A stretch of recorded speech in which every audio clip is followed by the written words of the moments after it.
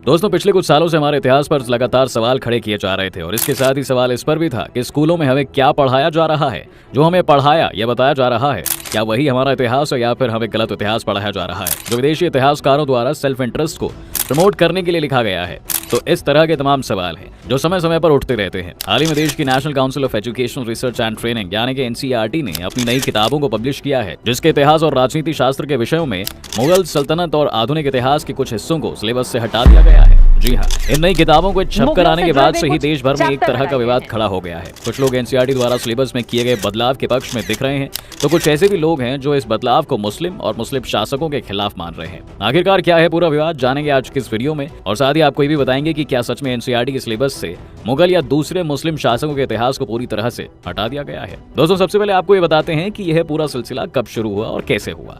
दरअसल कोरोना महामारी के दौरान कई शिक्षण संस्थानों ने छात्रों पर पढ़ाई के बोझ को कम करने का फैसला लिया था, जिसके बाद स्कूल के सिलेबस में कटौती करने का डिसीजन लिया गया। साल 2022 में एनसीईआरटी एक नोटिफिकेशन जारी करता है जिसमें कहा गया कि छठी से लेकर 12वीं तक के स्कूल किताबों के सिलेबस में बदलाव किया जा रहा है। यह बदलाव कई विषयों में सिलेबस में होने वाला था, जिसमें इतिहास, समाजशास्त्र, विज्ञान और राजनीतिक विज्ञान शामिल थे। लेकिन इस समय जो विरोध हो रहा है वो मुख्यतः इतिहास और राजनीतिक विज्ञान में हुए बदलाव के कारण है। दोस्तों, आपको बता दें कि एनसीईआरटी यानी कि राष्ट्रीय शैक्षिक अनुसंधान और प्रशिक्षण परिषद भारत सरकार द्वारा स्थापित केंद्रीय शिक्षा मंत्रालय के अंतर्गत एक एजुकेशनल रिसर्च इंस्टीट्यूट है। इसका मुख्य काम शिक्षा के क्षेत्र में रिसर्च करना और केंद्र और राज्य सरकारों को अपना सुझाव देना होता है। लेकिन पूरे भारत में यह अपनी गुणवत्ता वाले किताबों के कारण प्रसिद्ध भी है। एनसीईआरटी की किताबों को मुख्य रूप से सीबीएसई के स्कूलों में पढ़ाया जाता है, लेकिन कुछ राज्य जैसे कि राजस्थान, दिल्ली के स्कूलों में भी एनसीईआरटी का ही सिलेबस पढ़ाया जाता है। इसके साथ ही एनसीईआरटी की किताब प्रतियोगी परीक्षाओं की तैयारियों में महत्वपूर्ण रोल निभाती है। क्लर्क की परीक्षा हो या फिर यूपीएससी सिविल सर्विसेज का एग्जाम, एनसीईआरटी की किताबें ही तैयारी के लिए रिकमेंड की जाती हैं। खैर, अब आते हैं मेन टॉपिक पर और बताते हैं कि एनसीईआरटी द्वारा क्या क्या बदलाव किया गया है, जिसके कारण उसके व्यापक स्तर पर आलोचना की जा रही है। तो सबसे बड़ा बदलाव दोस्तों मुगल शासन के इतिहास में किया गया है, जो कि विवाद का मुख्य कारण बना हुआ है। इतिहास के सिलेबस में बदलाव। कक्षा 7 के सिलेबस की बात करें तो हमारे अतीत किताब से मुगल और सल्तनत काल से जुड़े कंटेंट को व्यापक रूप से हटा दिया गया है, जिसमें दिल्ली सल्तनत का दक्षिण में हुए विस्तार और मस्जिद की परिभाषा जैसे कंटेंट शामिल थे। मुगल शासकों अकबर, जहांगीर, शाहजहां के उपलब्धियों वाले कंटेंट को भी चैप्टर से हटा दिया गया है। 12वीं क्लास के इतिहास की बात करें दोस्तों तो Kings and chronicles the Mughal कोर्टर्स chapter, जिसमें मुगल काल की लिपियों और किताबों की बात की गई थी, इस पूरे चैप्टर को ही 12th की हिस्ट्री से हटा दिया गया है। गुजरात दंगा 2002 के कंटेंट में बदलाव। तो दोस्तों, ये तो रही मुगलों और सल्तनत काल के कंटेंट में जो एनसीईआरटी द्वारा बदलाव किया गया है उसके बारे में जानकारी। अब आपको बताते हैं गुजरात दंगे के कंटेंट के बारे में, जिसे एनसीईआरटी ने कक्षा 12वीं की राजनीतिक विज्ञान की किताब से हटा दिया है। जी हाँ, कक्षा 12वीं की राजनीतिक विज्ञान से किताब के आखिरी 2 पेज पर 2002 में हुए गुजरात दंगों को लेकर कंटेंट था, जिसे लगभग पूरी तरीके से हटा दिया गया है। इसे भी जान ले कि इसमें क्या था। इसके पहले पेज पर दंगे का पूरा घटनाक्रम था और साथ ही उसमें नेशनल ह्यूमन राइट्स कमीशन का वह भी बयान था, जिसमें इन दंगों के लिए गुजरात सरकार की आलोचना की थी। इसके दूसरे पेज की बात करें दोस्तों तो उसमें उस समय के पेपर कटिंग को छापा गया था, जिसमें दंगे की रिपोर्टिंग की गई थी। इसके साथ ही इस पेज पर उस समय के प्रधानमंत्री अटल बिहारी वाजपेयी का वह बयान था, जिसमें उन्होंने उस समय के गुजरात के मुख्यमंत्री नरेंद्र मोदी को राजधर्म के पालन करने की बात कही थी। तो इन दोनों पेजों को हटा दिया गया है फिलहाल। कक्षा 12वीं के समाजशास्त्र के बुक से उस कंटेंट में भी बदलाव किया गया है, जिसमें यह लिखा गया था कि अगर राजनीति में धर्म को जोड़ेंगे तो उससे क्या क्या दुष्परिणाम हो सकते हैं, और इसको समझने के लिए कुछ उदाहरण भी दिए गए थे, जिसमें गुजरात का दंगा और 1984 में हुआ सिखों का दंगा भी शामिल था। तो इन दोनों उदाहरणों को इस किताब से फिलहाल हटा दिया गया है। आपातकाल के कंटेंट में हुआ बदलाव। दोस्तों, क्लास 12वीं के राजनीतिक विज्ञान के किताब में इंदिरा गांधी द्वारा लगाए गए आपातकाल पर एक बड़ा सा चैप्टर था, जिसके लगभग आधे से अधिक कंटेंट को हटा दिया गया है और अब इस पूरे चैप्टर को सिर्फ मात्र 5 पेज में ही सीमित कर दिया गया है। ये भी जान लें कि इस पूरे चैप्टर में क्या था। इसमें इंदिरा गांधी सरकार द्वारा जिस तरह से पावर का मिसयूज किया गया था, जिसमें विरोधियों को जेल में डाल दिया गया था, लोगों की जबरन नसबंदी की जा रही थी, फ्री प्रेस पर बैन लगा दिया गया था, ये सारी बातें उस चैप्टर में थी, जिसे लगभग अब गायब कर दिया गया है। आपातकाल से संबंधित कंटेंट क्लास 12वीं के ही समाजशास्त्र में भी था, जिसमें जिक्र किया गया था कि आपातकाल के क्या क्या दुष्परिणाम होते हैं, तो इसे भी हटा दिया गया है। सामाजिक आंदोलन से जुड़े कंटेंट में बदलाव। मुस्लिम शासकों के इतिहास और भारत में हुए दंगों से जुड़े कंटेंट के साथ साथ दोस्तों कुछ सामाजिक आंदोलनों से जुड़े कंटेंट को भी एनसीईआरटी के नए सिलेबस में जगह नहीं दी गई है। पुरानी किताबों में उत्तराखंड को चिपको आंदोलन, महाराष्ट्र का दलित पैंथर आंदोलन, नर्मदा बचाओ आंदोलन और आंध्र प्रदेश में हुए शराब के खिलाफ आंदोलन को एनसीईआरटी ने सिलेबस में रखा था, लेकिन नई किताब में इन सारे आंदोलन को हटा दिया गया है।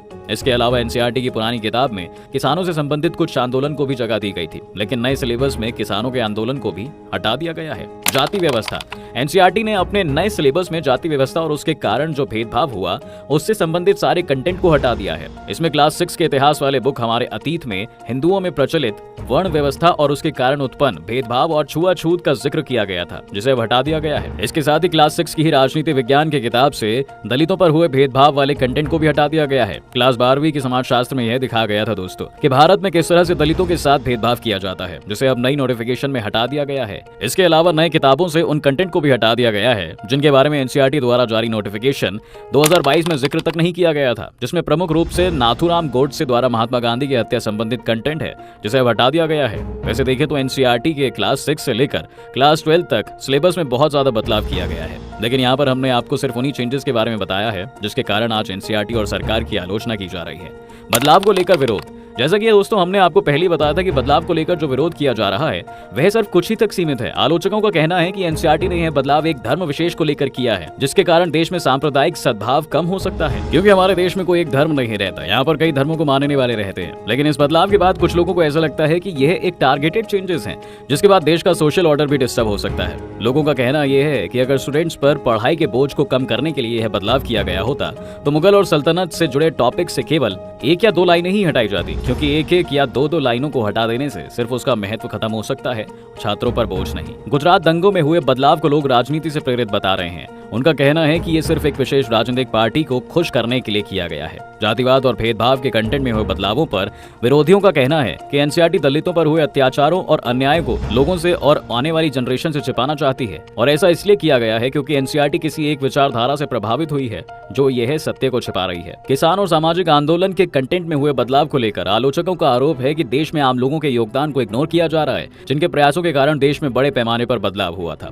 दोस्तों अब आपको बताते हैं कि इस पर एनसीईआरटी का अपना क्या पक्ष है। एनसीईआरटी इस बदलाव के पीछे एक नहीं कई कारण बता रही है। एनसीईआरटी का कहना है कि इस बदलाव के पीछे किसी एक को टारगेट करना नहीं है, बल्कि बच्चों में पढ़ाई के बोझ को कम करना है। उसके साथ ही ये बदलाव सिर्फ 3 ही सब्जेक्ट यानी कि इतिहास, समाजशास्त्र और राजनीति शास्त्र में ही नहीं बल्कि सभी विषयों पर किया गया है। लेकिन आलोचक सिर्फ अपने सुविधा अनुसार सिलेक्टिव सब्जेक्ट को देख रहे हैं, यही विवाद का कारण बन रहा है। अगर वे सभी विषयों को एक साथ देखेंगे तो कुछ भी विवादित नहीं दिखेगा। एनसीईआरटी का दोस्तों ये भी कहना है कि सिलेबस में बदलाव समय समय पर जरूरतों के हिसाब से किया जाता है और यह कोई पहली बार नहीं हुआ है। साथ ही एनसीईआरटी का यह भी कहना है कि इस बदलाव को करते समय एक्सपर्ट्स की राय ली गई है और भारत सरकार द्वारा लाई गई राष्ट्रीय शिक्षा नीति 2020 के ही अनुकूल है। दोस्तों इस वीडियो में हमने उन बदलावों के बारे में भी बताया आपको जो विवाद का मुख्य कारण बने हुए हैं, और साथ ही दोनों पक्षों का इस पर क्या राय है ये भी आपको जानकारी दे दी। उम्मीद है कि आप लोग दोनों ही पक्षों की बातें सुनने और समझने के बाद अपनी राय देंगे। इस वीडियो में इतना ही। आप कमेंट करके हमें जरूर बताएं कि यह वीडियो आपको कैसा लगा, और अगर अभी तक चैनल को सब्सक्राइब नहीं किया है तो चैनल को सब्सक्राइब कर बेल आइकॉन को प्रेस कर दें ताकि चैनल से संबंधित हर अपडेट आपको तुरंत मिल जाए। वीडियो को देखने के लिए आप सभी का बहुत बहुत शुक्रिया।